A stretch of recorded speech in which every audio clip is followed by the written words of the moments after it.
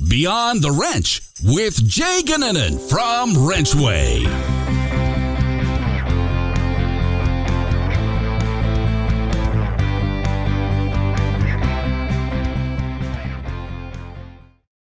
Welcome back to Beyond the Wrench. My name is Jay Goninen, and I am your host. On this week's episode, I was joined by Allie Libby, who is a school counselor at Merrill High School, and also Linda Murray, who's a youth apprenticeship advisor also at Merrill High School. And we were able to sit down and talk about the perception of the industry within the school systems and specifically with school counselors. And I think there's a lot of people that have talked about maybe not having the greatest perception in schools, and maybe the fact that some of these schools push students into a four-year path rather than something that we would like, which is a lot of getting people into the trade itself. So really good, honest conversation with the two of them. They brought a lot of insight, and I think you'll be pleasantly surprised in how they're approaching their relationships with industry and really how they view industry as a whole. It was a really, really good conversation. Now, this week's conversation and podcast was brought to us by our friends at RepairPal. For those of you not familiar with RepairPal, RepairPal connects consumers with certified trustworthy repair shops. RepairPal's network of over 2,700 shops nationwide undergo a rigorous certification process to ensure they offer a high quality, at least 12/12 warranty or better, have a high customer satisfaction rating, and guaranteed fair prices. A really good partner of ours over there at RepairPal, a lot of really good people, and I'd encourage you to go check out their website. Now I'll hand off the podcast to Allie and Linda to talk to you about really that connection with industry from an education standpoint. Lots of good information. I hope you enjoy the podcast. Take care. All right, on this week's episode, kind of a different type of podcast than we would typically do, in that we have some perspective from educators and from the high school side, which I think is so important. One thing that I think our industry has to get around is some of the perception of young people and maybe young people's parents. And the two people joining me today are experts at that. So welcome to the show, Allie Libby and Linda Murray. How are the two of you doing today? We are good. Thank you. Good. Good. So for those of you that are listening, this won't affect you, but those of you watching, Linda unfortunately doesn't have access to a camera or a video feed, so she will just be audio only, not the end of the world. I think we can still get our topics across great. But Allie, I'm going to start with you. Tell me what your position is. What is it that you do with the school? Yeah, I'm a high school counselor in Merrill, Wisconsin. So up just a little bit north of Wausau, Wisconsin, in central Wisconsin. I've been a counselor for 8 years and been at Merrill High School for 6. Very cool. And so always been on the education side, out of college, go right into that? Yep, I took a year off and did actually AmeriCorps and deciding what I wanted to do between undergrad and grad school, and then went to grad school and have been a middle school counselor and then a high school counselor since. How long did you know that you wanted to do that?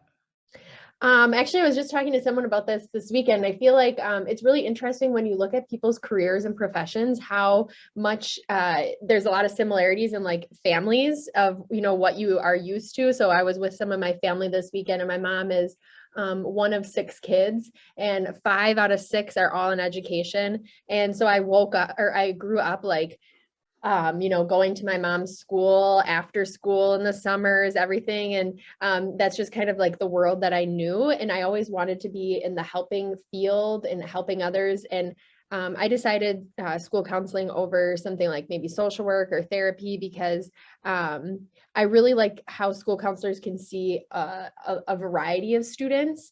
And so you can work with students who are really high achieving and who have big dreams, but you can also work with students who are still in the process of figuring out what is it that they want to do with their lives and maybe need a little bit more support. So there's a really wide range of kids that you're able to work with, and a wide range of activities and involvement. And so I've always known that I wanted to do something in the helping field, and found that school counseling is just a really good fit for what I'm interested in.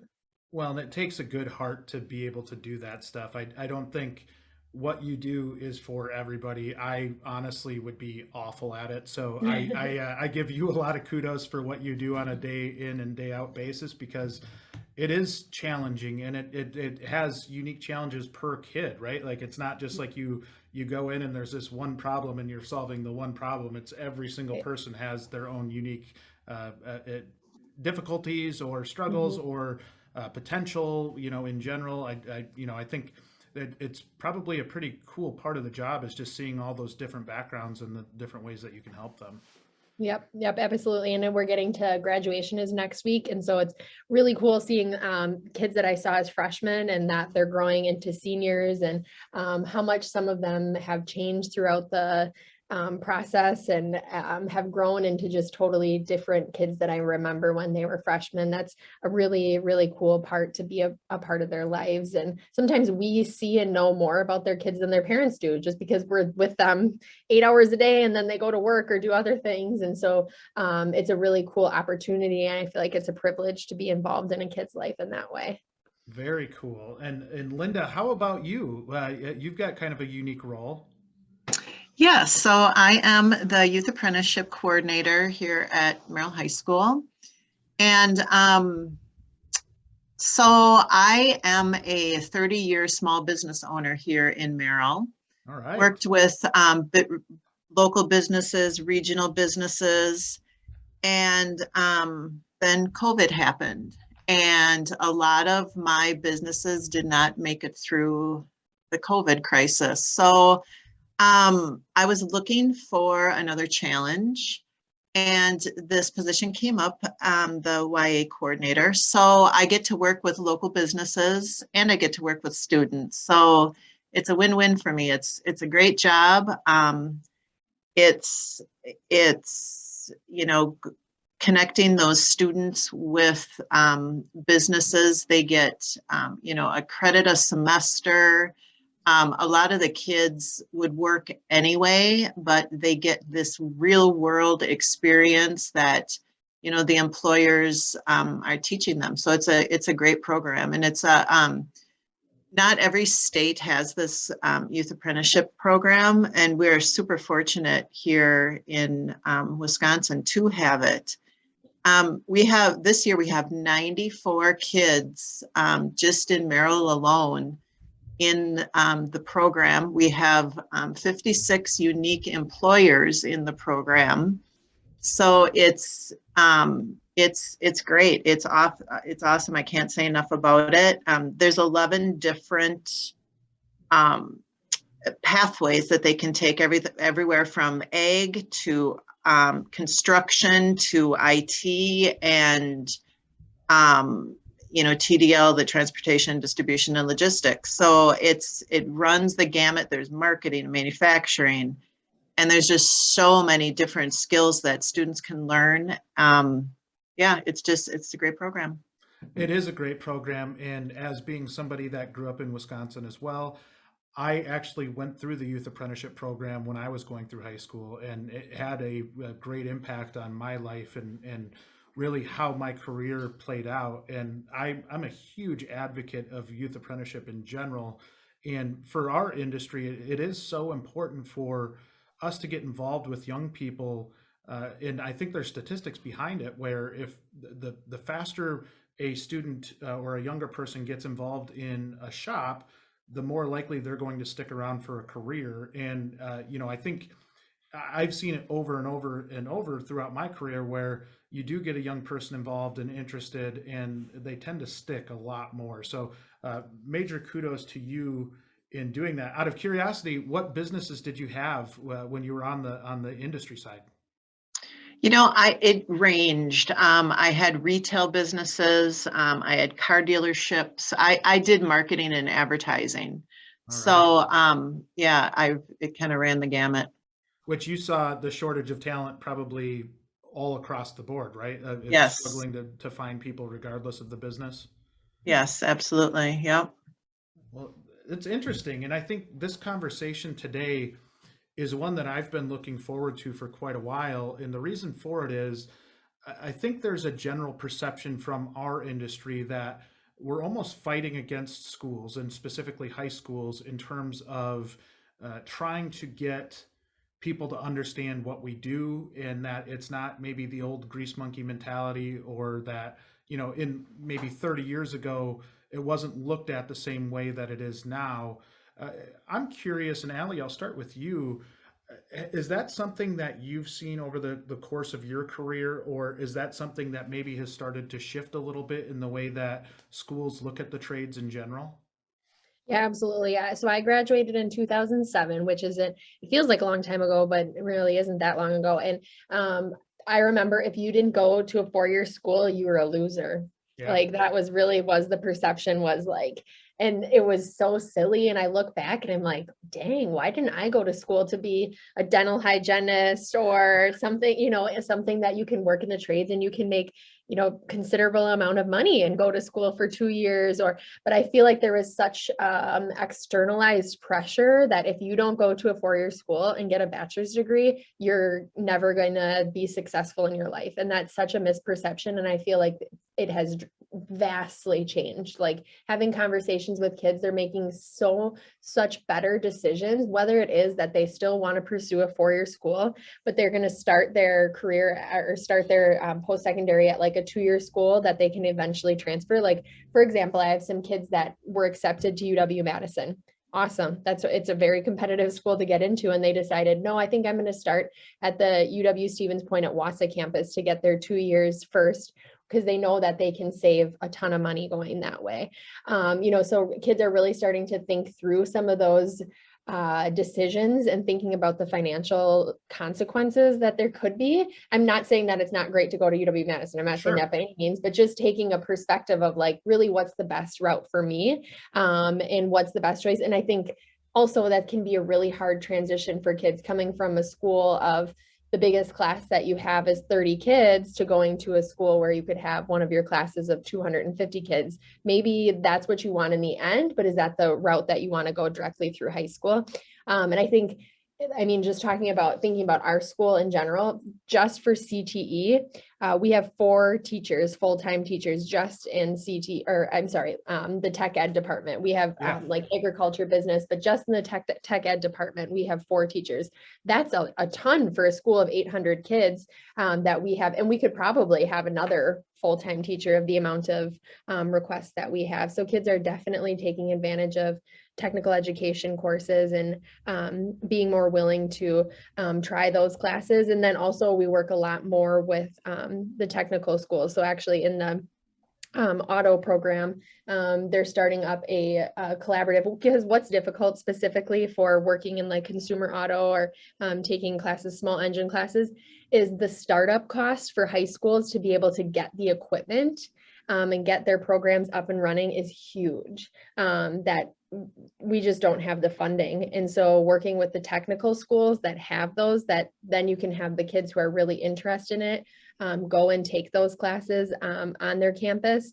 That's a really good way to also utilize their resources and still be able to have students benefit and take the classes that they want before they graduate from high school. Well, and I think you hit on a key point there, and this is something we work with in our platform a lot, which is trying to get industry support for the high schools in general, because there are a lack of resources in in almost every school, right? I mean, if we're being honest, in a lot of times in industry, we get frustrated because we're like, oh man, the automotive or the ag power program or the collision programs are the first things to get cut. But you hit it squarely on the head as to why that is. It's a lot of times the most capital intensive program that you'll have in a school. And it's, if you don't have interest in the program, which it doesn't sound like you guys have that problem. It sounds like you guys have a lot of interest in your CTE programs, but it's the one that's going to be most open to criticism because it's the most expensive. And a lot of times when budget cuts inevitably happen, that's an easy one to put on the chopping block because it's expensive to run, right? Yep. And we have, that's kind of what we're going through right now. And it's hard to, when we have social studies where there's not super cost heavy and kids have to take those classes. And then you have CTE classes that are, I think it's difficult, but we also see a huge need for it. And so there's a lot of collaboration that happens with, like I said, ours is North Central Technical College, of kids taking classes there or getting experience through the youth apprenticeship program if we're not able to do it, because there's so many through youth apprenticeship, there's so many certificates that they can gain. And there's even classes that kids have taken. Like I had a kid maybe 2 years ago that was placed in a welding they were doing welding at Agra, which is local business, and they were able to earn college credit through their job there. So that's a pretty cool option for them too, if we're not able to have the classes here. So Linda, when you look at the students and trying to set up the youth apprenticeship side of this, right? How, give me a feeling for interest from industry. I know in our business, there are times where there's apprehension in hiring a kid that's under 18 years old for whatever reason. A lot of times we use the excuse that it's insurance, but we've done a lot of research on that, and that's not necessarily the case. What is the interest from industry? And maybe I'll be a little selfish here and specific to maybe the automotive, diesel, ag equipment types of industries. Sure. So what I see are employers dying for employees. I get emails and calls and, I have this position to fill. I need this. I mean, it's on a weekly basis. There are so many people that need employees right now. And in Merrill in general, our employers really appreciate the YA program, because they have a huge, they continue on with them usually after they graduate. They get such good experience there that they kind of figure out what they like to do. And they're trying to, we're trying to develop the registered apprenticeship more. There's a couple manufacturers here in town where you would take the student, do their two-year YA program, and then they flip over, working at the same employer, and the employer will pay for them to go to a school to develop their trade more. The automotive industry also does that. We have a local car dealership here who is willing to pay for students to go to our local technical college to get more training if they stay with them, so employers are really interested in that. I haven't seen an issue that they're worried about hiring people. It's the opposite. Do you see any problem with maybe them not being involved with the school other than asking for stuff or asking for students? And that's one thing that I've seen a lot, whether it's in an advisory committee meeting or, wherever it might be, where a school is desperate to get help, right? Like they want support for the program, whether that's a donation or a scholarship, or maybe something as easy as doing a shop tour or something like that. Are from an industry perspective, are they involved other than just asking for stuff? Like asking for like students, for employees, is that what you mean? Yeah. So more so, and I should clarify the question maybe a little bit. Are they only asking for stuff, but maybe not, or asking for students and asking for, that human resources piece where they're actually bringing people in? Or are they also working in step with the school to be able to support the program, whether it's the youth apprenticeship side or the actual classroom side, to be able to, whether it is a donation of maybe an engine or something like that, where are there opportunities there where maybe shops aren't taking advantage of, where they could get more involved and build a better relationship with either the youth apprenticeship side or the school side? Sure. So we have a fab lab here at the high school, and when it first was developed, how long ago was that, Allie? Do you know? It would have been pre-COVID, so maybe 2019, either 2018 or 2019. I can't remember for sure. Okay, when I walk in the Fab Lab, there's big banners up there for lots of different manufacturers that have donated and helped out to develop the Fab Lab. Because kind of how Allie was saying, you can't. It's just so expensive. But yeah, we have a lot of local support for that kind of thing. Yep. That's great. And I think that's Yep. something that having a youth apprenticeship coordinator can be such an impactful position with, right? Is being able to get industry engaged. And I know at our local school, that's something they really struggle with because they, probably similar size school, but doesn't have somebody dedicated to taking care of youth apprenticeships.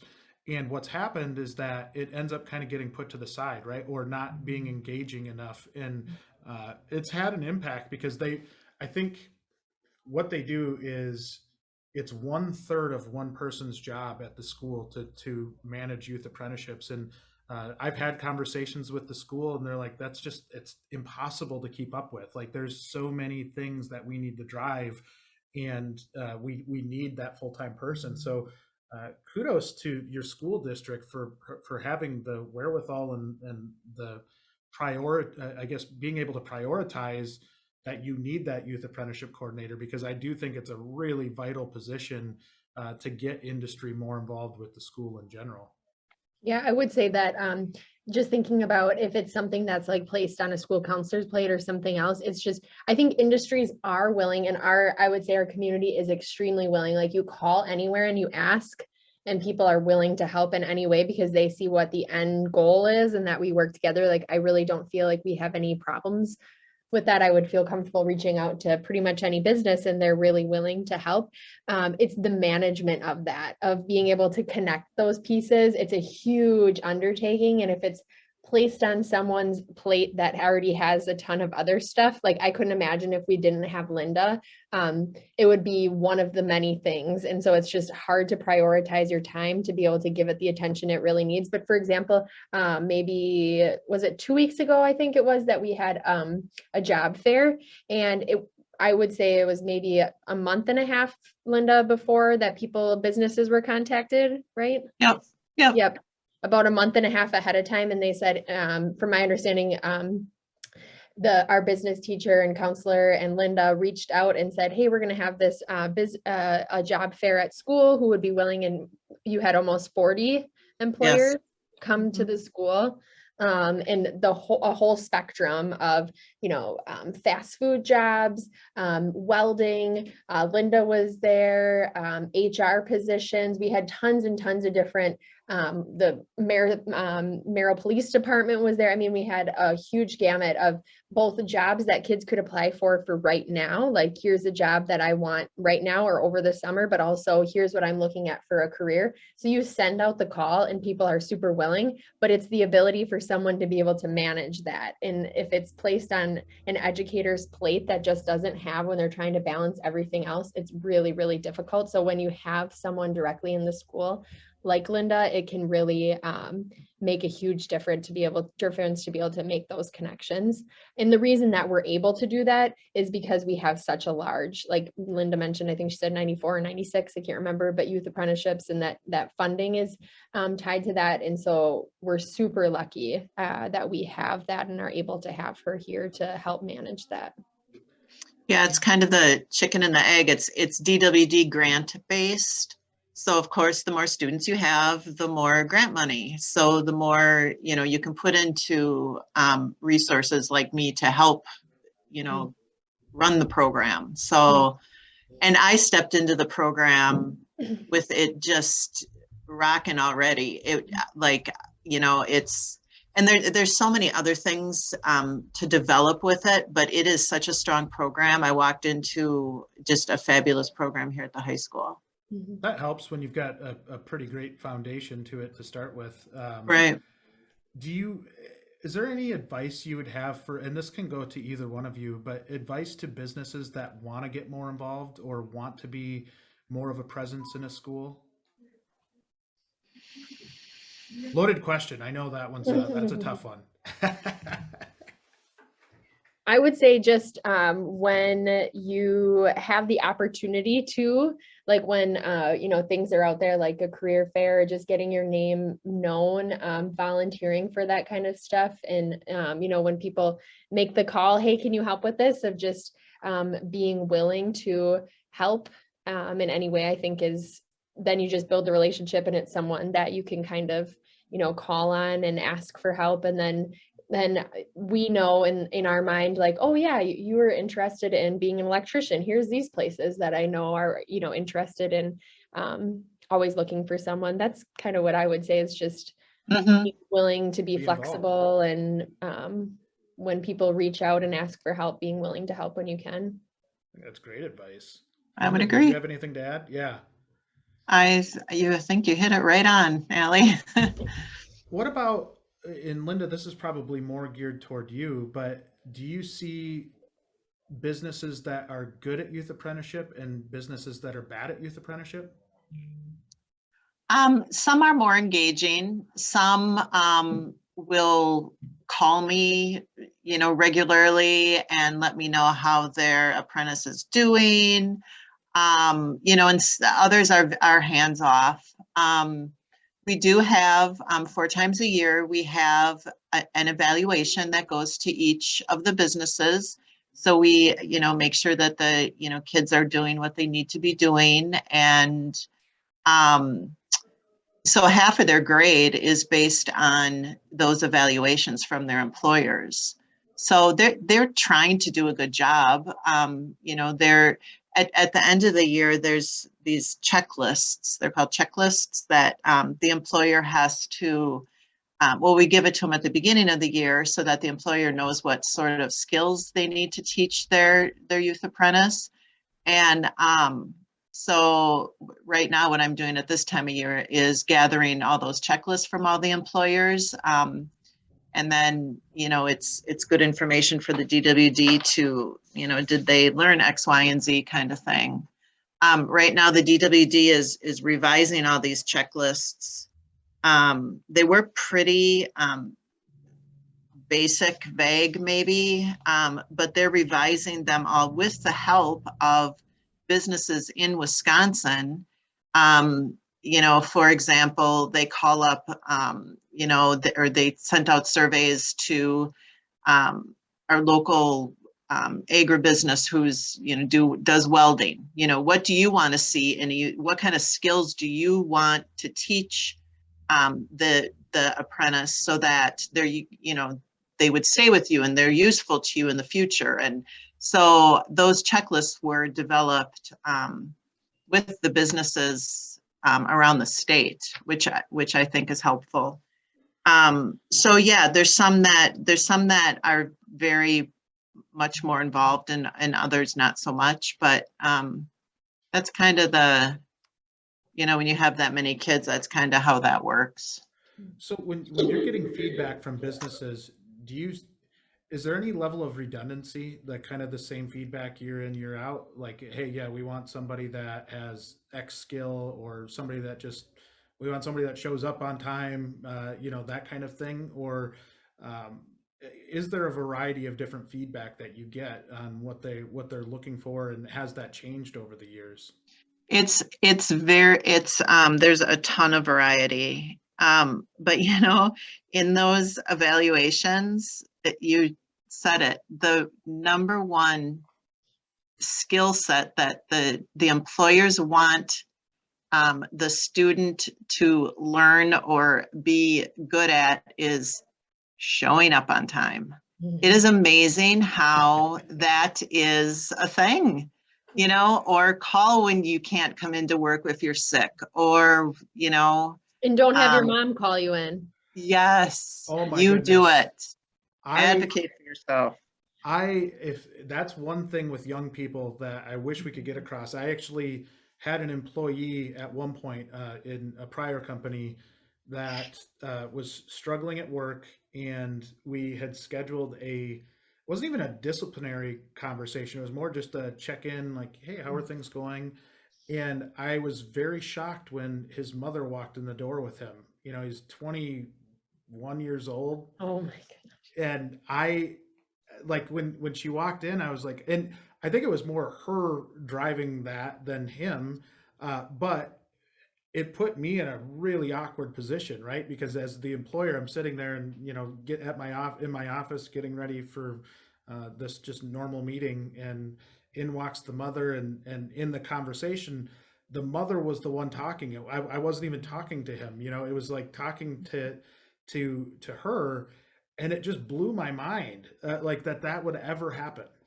Yep, it does such a disservice for those kids. My husband is works. He's a manager in grocery stores, and he tells me some stories, and I'm like, oh my goodness, like you cannot. Yeah, don't have your mom call you in. Call yourself in if you're sick. Don't be on your cell phone the whole time. That kind of stuff. It's just. And that's like the soft skills that they talk about are just like the skills that apply to any job are so important. Being personable, not being cranky if you're at your job, just things that are like, feel like fairly basic things that I think are transferable to any job and are the core of whatever job you're at. You just have to be able to do that. But where do you learn that? I hope that people will continue to foster that sense of independence of people while they're graduating from high school and letting kids figure it out, because you might have a conversation where you end up getting fired from a job, but you're going to learn a lot from it. You're going to learn you're not going to do that again, and having those tough conversations and dealing with it if you don't show up to work, dealing with the consequences and letting your kids sometimes feel those consequences. You can't save them from it every time. Mhm. Isn't I that the found truth? that so a lot of the kids who are in the YA program, they don't love school. Yeah. They love working. They love it. And those are the kids that contact me and, keep in touch with me. And it seems like the kids on the other spectrum have mom call, or, Yep. that's just kind of what I've been seeing. But yeah, that's kind of sounds like it's an issue all over. It's an interesting dynamic, because I don't, you don't want to tell the parents how to parent their kid, but at the same time, if they're taking all the blows for the kid, and they're not, they're making up excuses, and they're not really, they're not setting them up for future success. And Allie, similar to what you said, I mean, it just doesn't matter what career you go into. It doesn't matter where you go in your professional life. If you can't speak for yourself, that's going to put you in a weird spot for a long time. And you just, I mean, from a basic life skill, you're like, my goodness, you have to Mhm. learn how to talk to people. Yeah. Mhm. Yeah. And And now I just saw, to own up to the things, like if you screw up, you screwed up and you learn from it and we move on. Don't protect kids from screwing up. It's okay to screw up and learn from it. Yeah. yeah, I feel like this is how I know that I've taken the step into old man territory now, is like a very much get off, get off my lawn. But I think it's really true, and I think it is really impactful stuff. Now, one thing I did want to circle back to and talk about was, you had mentioned the DWD, Department of Workforce Development grants. I believe Linda mentioned that. Uh, I want to talk about the financial impact to a school. And at one point, and more so want to clear up this, if it is a misconception, is at one point I had heard that schools were benefited, or they had some financial benefit based on the percentage of kids that would go to a 4-year school. Was that ever a thing, or is that still a thing? Not that I know of. I've never seen No. any Okay. money from that. I No. wondered about that, and it's one that I've heard kind of secondhanded, and I always wanted to ask that question, because I always felt like, we always talk about, okay, why was there such a bias to 4-year schools for so long, and why has that shifted?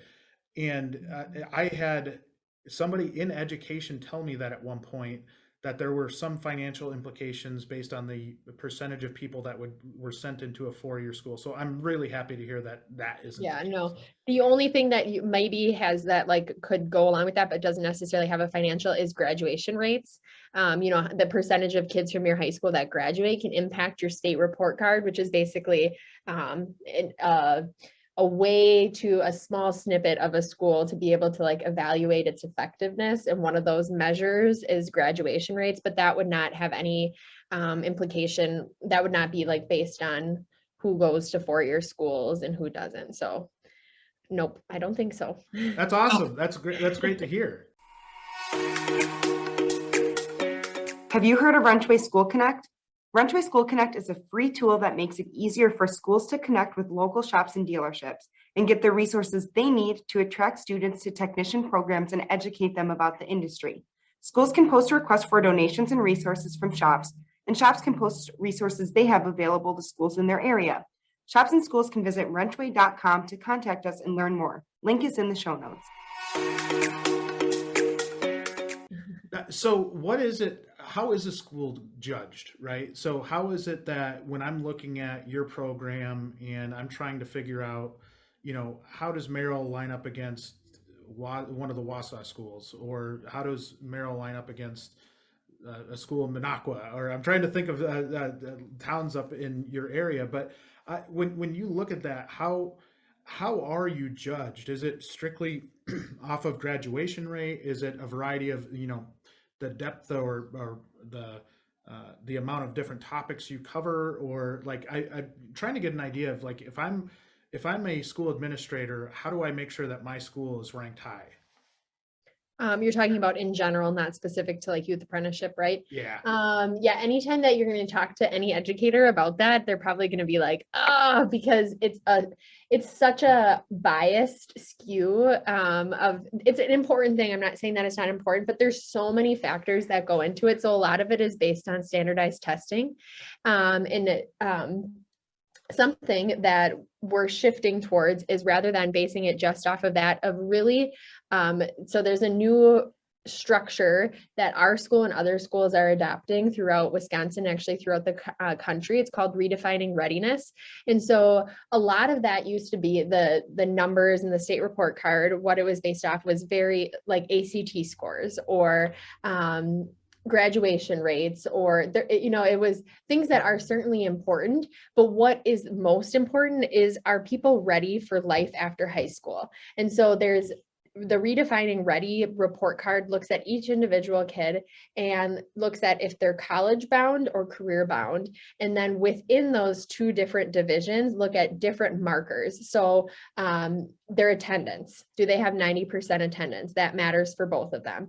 Did they take, maybe if they're college bound, did they take Algebra 2 and get a C or better? Did they get this score on maybe the ACT? Did they take any dual credit or advanced placement classes? Did they have volunteer service? On the career readiness side, did they participate in a youth apprenticeship class or youth apprenticeship program? Did they take a dual credit class? Did they take X, Y, and Z classes to be able to be ready? So it's looking at it as a much more holistic picture, and it's evaluated for each kid, because that's really what matters, is that each kid who leaves the high school, they're ready for whatever their next step is.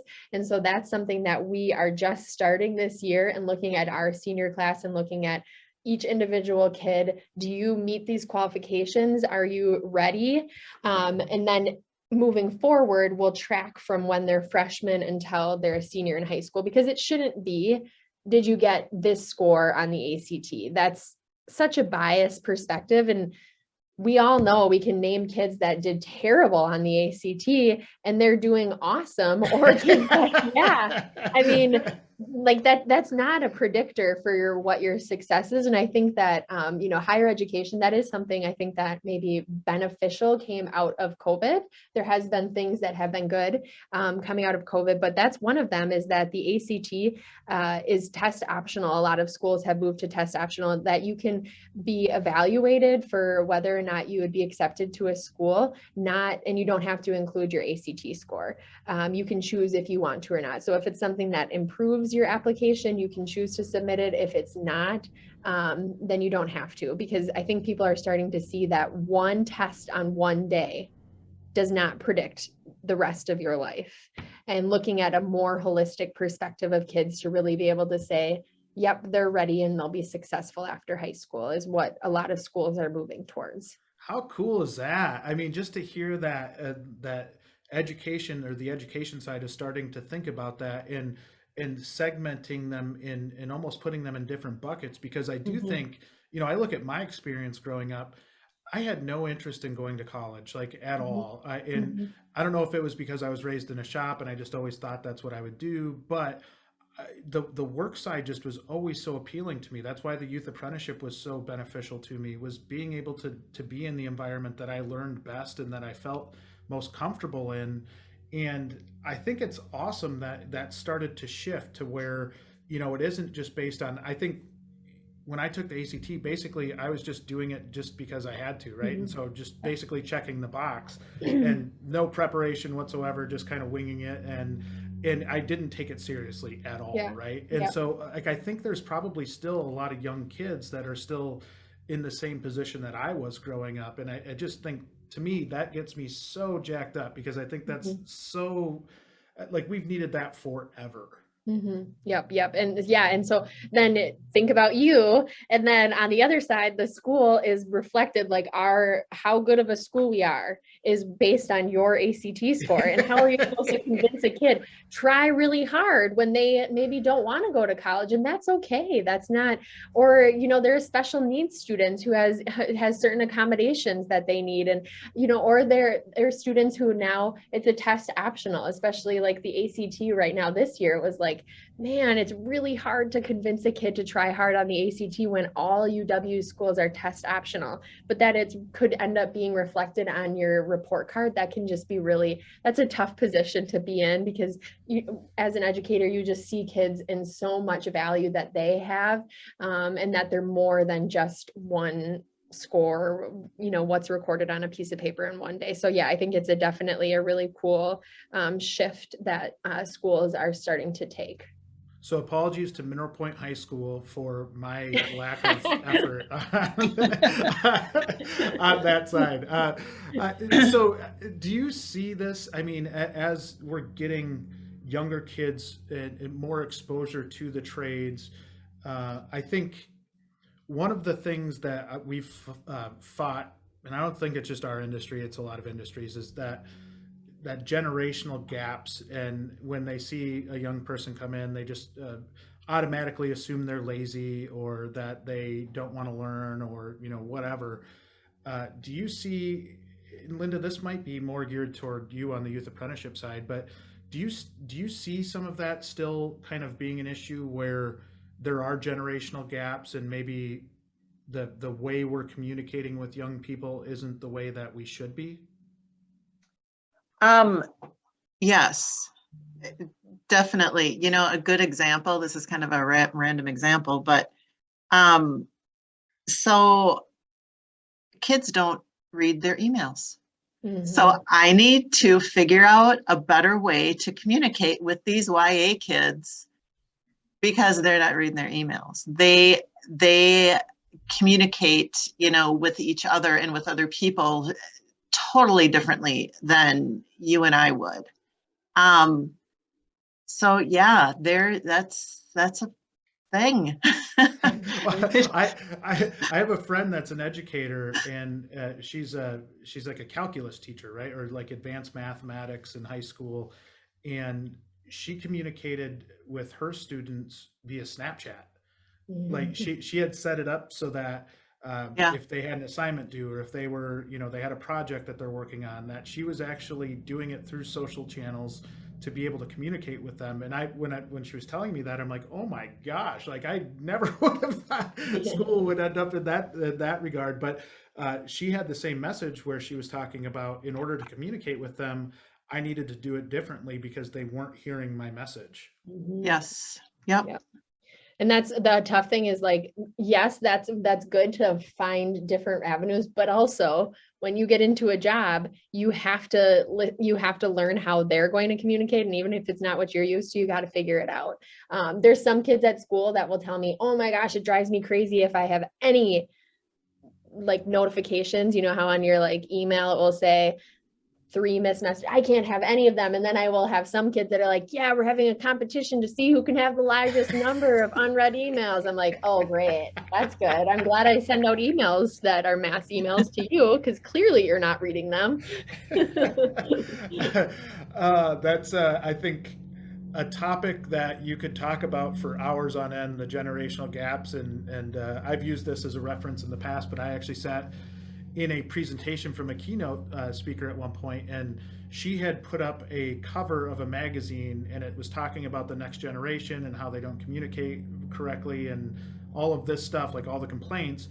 And she pulled the cover off, or she had something that was covering the cover, and pulled that off, and it was from the generation prior to the baby boomers talking about the baby boomers. So it's not like generational gaps are new, and that was like Time magazine from like the 70s or something like that. So it was crazy because everything that maybe baby boomers are complaining about now with young people, they had complaints about them back in the day, and so it's very much of a cyclical thing. Like it just happens over and over again. It probably will for the rest of our time on Earth. But right. I think that's interesting.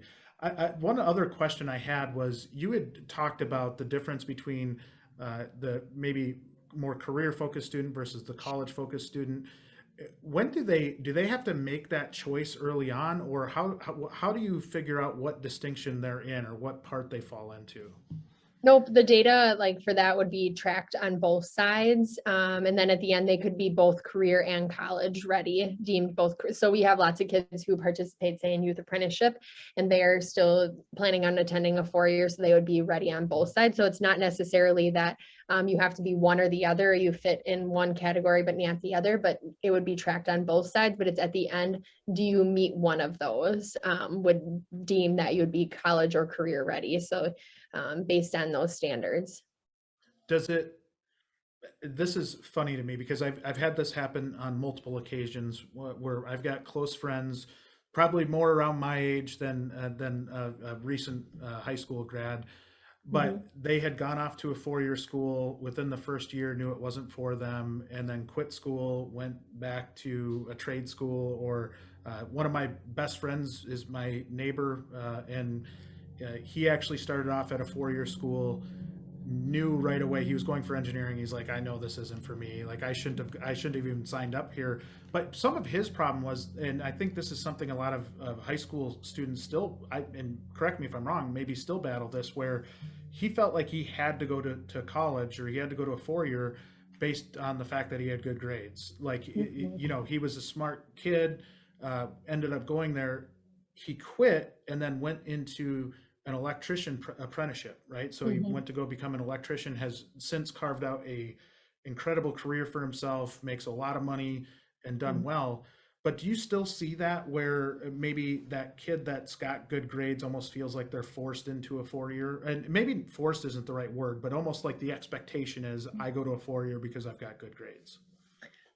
I would say yes and no. I think that there might be some bias towards kids who have higher grades that are, you should really be maybe 4-year bound. But I would say that just thinking about some of the kids that are graduating from high school this year that have high GPAs that are either going to go straight to work and are planning on doing an apprenticeship, or going to like NTC or technical college, because and I think it's because we have such our community is unique in that we have so many different like manufacturing businesses, and our youth apprenticeship program is so strong, and that they have gained experience in being able to try some of those unique positions. Like I was talking to a student that we have, I can't remember, Linda might know the business, but he was talking about how he works at a company that what's the company? I'm sorry, I should know this, Linda, but that makes the windows.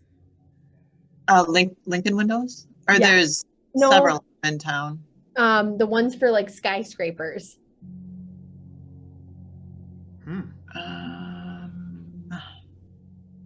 not sure I know what you mean. Sounds like okay. a cool company. Yeah. Yeah, they this like specific windows for like skyscrapers and so anyways, he does all of like the making the little parts. He makes them on the computer and then produces them on a CNC router. He's a junior in high school and is like making these amazing, which No, I don't know. I was just commenting that that's super cool. yeah, It is. yes. So he is like making these little tiny parts and he figures out what the problem is, solves it, makes the part on his computer and then produces it on the CNC router. I was like, I was working at Target when I was 16 years old. Like, Yeah. what are you're way cooler than I am. And so I think because they're getting, and he is like a 4.0 student and knows that he's going to go what he's going to do after and is getting really good experience in high school. And so I think there isn't always this perception you have to automatically go the 4-year route because they're exposed to, and he's telling me how this machine is worth $2 million and this is so cool. And so I don't think that all of the kids are necessarily think that they have to go to a 4-year school. They realize that there's a lot of different routes that they could take. One of my favorite YA stories this year is a student who was in 2-year YA in the ag pathway. She owned her own business. And so she did ag for 2 years. And during her college or during her high school, she took welding classes. So she's one of the 4.0s, graduated from Merrill High. She's going to work at our local Agra welding and going to tech for welding. Possibly being a welding teacher someday, maybe not, it's just, I have a lot of those stories where, those smart kids, you just got to go after what your passion is, what you love. And a lot of the YA kids too, I'll find them a job and they'll be like, what if I don't like this? What happens then? And I'm like, that's what YA is about. You try it. Then. Yes, you find out in high school, and maybe a 4-year college is what you want to do, and you don't want to go into manufacturing or ag or whatever. So yeah, it goes both ways. Yep. You give them that real life exposure to what it's going to be like in that certain career field, and I think there's so much impact not only for people going to trade schools or going straight into a career, but for those that are going to college for something. I look back and at how many friends I have that are pharmacists now that hate being pharmacists, but you're so far into it financially at that point that you really don't have an option but to stay as a pharmacist, right? And so I use that as an example, but there's a lot of other examples as well where somebody goes to a 4-year school based on a perception of something, gets into it, and then are like, oh no, I don't like this, but you know what? I've spent 8 years becoming a lawyer and all this debt that I've accumulated. Like, I don't have a choice but to stay being a lawyer. And it's heartbreaking at times because that's their life. That's what they're going to have to do for the rest of their career. And I think regardless of what discipline you're going into or what industry you're going into, getting exposure to it at an early age is really important. And then for those high school students, being honest with yourself, do I actually like this work? Do I actually like doing this stuff? And knowing that there are other options out there. I know growing up in a small town, I just always thought I was going to work for my dad and work on cars. And if I look back and I'm like, hey, you know what? Did I really like doing that? I probably didn't. And if I would have been okay with that and been more honest with myself, it probably would have put me down a different path. But I'm forever grateful for my time in a shop. It's just that being able to be open and honest, and as a high school person, not putting the pressure on yourself to have to make that career choice, but get yourself exposure to a bunch of different things, I think is really key to your happiness growing up, right? Yeah. That reminds me so much of, we have quite a few students who are placed in the CNA, and they're under your program too, right, Linda? Yes. Yep, under the health program. But when kids come in and talk to me about, I want to be a nurse, I want to be a physician's assistant or something, I think just like, what does it actually mean to be a teacher? You don't know until you're actually a teacher, right? Or working in education. That's similar for being a nurse or working in the medical field, hands-on with people. So the first thing that I always tell them is get your CNA license, because that is the most important, in my opinion. First step is to work with patients on a really hands-on way to see, is this really what I like to do? And I said, that will tell them that will give you a really good taste, if that's, because it's a hard job. Being a CNA is a tough position to be in, but it's also for high school students to be able to get your CNA license. What a good thing when you're applying. A lot of PA programs are now requiring that you have your CNA license before, but you can also make pretty good money as a high school student being a CNA, because they can't find them. There's such a demand for CNAs. And if that's what their path is, that they really want to go into medical and working hands-on with someone, that is a really good way to experience, is this what I actually want to do? Because sometimes we have like this belief of, oh, this is what I see, because when I go in to see a nurse, they check my ears and use a stethoscope, and it's so much more than that. And that's having, like, for example, a CNA license is just another way to really get that experience and see, is this really what I want to do? Yeah, my sister is an RN, and she went through that route, and I think it was more intro to bedpans at that point. Yes. And some of the stuff that isn't as glorified, right? But it is a real part of the job. And we see that with technicians too, right? Is that there are things that you're going to have to do to kind of earn your way up.